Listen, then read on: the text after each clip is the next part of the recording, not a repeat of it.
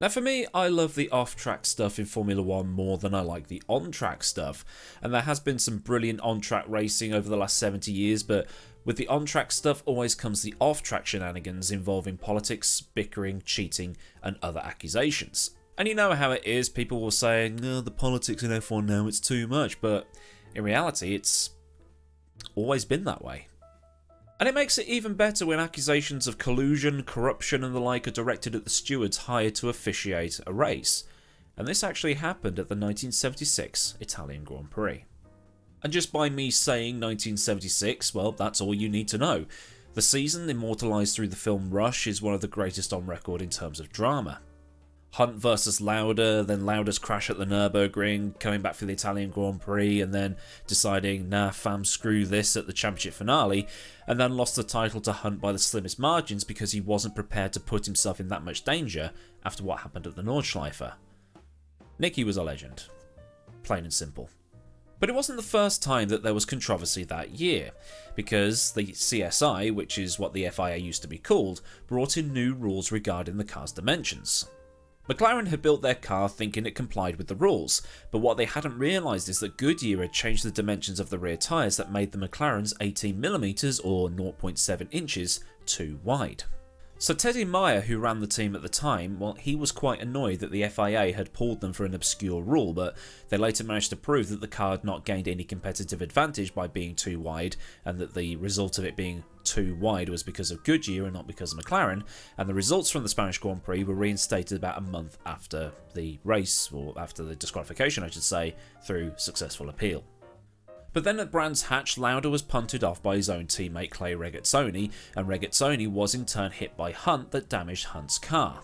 Crucially, Hunt had used an access road, or the Indy circuit depending on what story you read, to return the car to the pits. He should have used the full Grand Prix track as per the rules. Hunt's McLaren was trashed and so was Lauda's, and the rules were in those days that even in the event of a restart, once you take it to the grid, you weren't allowed to use a different car. You know, they had the spare car in those days. But Ferrari and McLaren were intent on using what they called the T car, and Lauda and Hunt were, like I say, intent on using the T car. But in the confusion of what was going on, McLaren managed to fix Hunt's knackered M23 and put that on the grid. But McLaren were told, no, you're using the T car, you can't race. And because it was one of the hottest summers in the UK ever recorded in 1976, it caused a borderline riot. The fans erupted into cheers of, "We want Hunt." And one of the people in that crowd was the BBC and ITV sports presenter, Steve Ryder, and there were bottles and whatever they could get their hands on being lobbed onto the track. The English. Still, makes a change from patio furniture being lobbed at French police, doesn't it? And I'll cut the story short because you want to learn about the Italian Grand Prix. Hunt won the race, but Ferrari protested using the "he didn't do a full lap" thing, and Hunt was later disqualified. And this is where it gets a bit confusing because Wikipedia has the official reason for Hunt's disqualification as illegal car change in the results, along with Jacques Laffite and Clay Regazzoni. But there is a note next to Laffite and Regazzoni saying that some sources put them as retired rather than disqualified, while Hunt has no note next to it. It just says illegal car change, but he used the normal car because they fixed it. Ferrari protested the illegal car change, which never happened. They also said he got a push from the mechanics back to the pits. They also said he'd not completed the lap by cutting the course and other things, so it was probably one of those. I think the official version is he cut the course and had a push from the mechanics, which were against the rules. So anyway, moving on through the season, Lauda had his massive crash at the Nurburgring and was at death's door, but made enough of a recovery to return at the Italian Grand Prix. And you don't need to be a genius, and you can only watch Formula 1 for about 2 weeks to know that Ferrari plus Monza equals Tifosi Central. So I can only imagine that it was quite the party when Lauda, who was covered in blood-soaked bandages and presumably in the most amount of pain imaginable, put his Ferrari on the grid ahead of his championship rival, who could only manage 9th.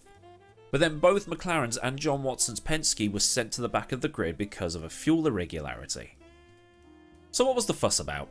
Well, the rules were at the time that the highest octane commercial fuel sold in the UK, France, Germany and Italy could be used, and they had a tolerance of +1 on the octane, whatever the unit of measurement of octaneness is. So Texaco, who were McLaren's fuel supplier at the time, sold fuel with a rating of 101.2. So under the rules, McLaren could use anything up to 102.2 octane. And at that time, in the late 1960s and up into the 1970s, premium pump petrol and gasoline had octane ratings between 98 and 102, and were available at petrol pumps not just in the United States but also in Europe. And then into the 80s the number dropped, so mid-brand premium fuel came down to about 95-ish. And these days you only really have 3 choices of jungle juice, at least in the UK. I'm not sure about the US and Canada. It's about, 95, 98 and diesel. Well, it's 4 if you count LPG, but I don't know anywhere where you can still buy that stuff. Fuel sample was submitted, it was 101.6, which, I'm not the best at maths, as long-time viewers will know, but that's lower than 102.2. But the fuel company Octal had sent the stewards a memo that said the highest possible octane you can buy or manufacture is 100. So suddenly the McLarens were legal as 101.2 is above 101. So Teddy Meyer was made even more angry because Ferrari was protesting the British Grand Prix result and Texaco were demanding to know where the protest forms could be found as well. Then you've got Roger Penske, who was already debating on whether to continue racing in Europe, and he was also pretty hacked off, and he joined Meyer in the thinking that all this was a little bit too convenient. Penske and McLaren were the 3 cars picked for these random checks, and these were 3 cars and drivers that could challenge Lauda, as Penske had already scored a podium at Paul Ricard and won in Austria. In fact, Penske had got a lot of VIPs from their main sponsor Citibank at Monza to see if Watson could repeat his Austrian GP success. It also didn't help matters that the Italian press had been on the wind-up, accusing Hunt of being protected by the British F1 mafia and then making accusations that the McLarens had been running on dodgy fuel all year. And this is on top of the Tifosi being their usual anybody not in a Ferrari is the enemy selves, booing and jeering Hunt at any chance they got. As the fuel samples had been taken on a Saturday, the times for Hunt, Watson and Jochen Mass would be based off the times they set on Friday, which was a wet session and therefore they were down as having qualifying times many seconds off the pace. Since only 26 cars could start, if anybody was kicked out of qualifying or otherwise couldn't do the race, those who were on the reserve list would be moved up to replace the 3 who had times deleted. 2 of those cars had gone home already, having not qualified, and Guy Edwards in his Hesketh stood aside so the 3 disqualified cars could get on the grid. But Hunt couldn't do anything with his comeback drive as he retired after about lap 11 after contact with another car. It's actually very difficult to find a conclusive answer to everything, as all you'll ever get are snippets of the anecdotes. There are posts online pointing to a bit of mistranslation or misreading things, as the Italian authorities had received a telex from the FIA saying that the +1 was next to an example of, if it's 100, the legal amount is 101, and that the Italian authorities had taken the legal limit as 101, or words to that effect, as what the rule was. And then the wording was later clarified for the Canadian Grand Prix at Motherboard. So for Meyer and Penske, it all does seem a tad too convenient, but unless we have a time machine and actually went into the steward's office, we will probably never know what actually happened that day. But I do love stuff like this, and I'm considering redoing the whole Option 13 fiasco because that's my favourite controversial moment in F1 ever. So much so, I named my touring car outfit in the series I no longer compete in to focus more on doing this and actually having time to myself. I actually named my touring car team Option 13 Simsport. Since that's my most popular video ever, it's debatable because it's stuff that a lot of people have probably already heard before. But it's not the last time that Ferrari and McLaren would go head to head in a political fashion. There's the 1997 European Grand Prix where Ferrari accused McLaren and Williams of rigging the race result after the famous crash to get Villeneuve the title.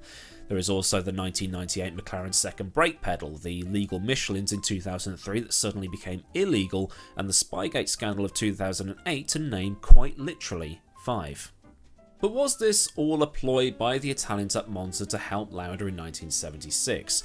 Let me know in the comments what you think. I mean, Lauda still had a 14-point lead, but it could still be said that the Italians were trying to give him as much of a buffer as possible as he was off the pace and quite obviously in pain. But as we all know, Hunt triumphed after he managed to score just the right amount of points in Fuji to win the championship by just 1 point. And Rush is a great film. I might watch it after finishing this video. It's a bit dramatised for Hollywood effect, but I enjoyed it. Anyway, that's been the story of the time Hunt was disqualified from qualifying at the 1976 Italian Grand Prix under suspicious circumstances. If you've enjoyed the video, like it, and if you want more of this stuff, subscribe and get that bell on for all the latest from this channel. Big thanks to all the people of Patreon for their continued support, and if you want to join in with supporting me or just joining in the chilled out environment of my Discord, I'll leave all the links you need down in the description box for you. So until next time, I've been AdmiralLaWind, have a great day wherever you are, and I'll see you all again soon for another video. So until then, goodbye.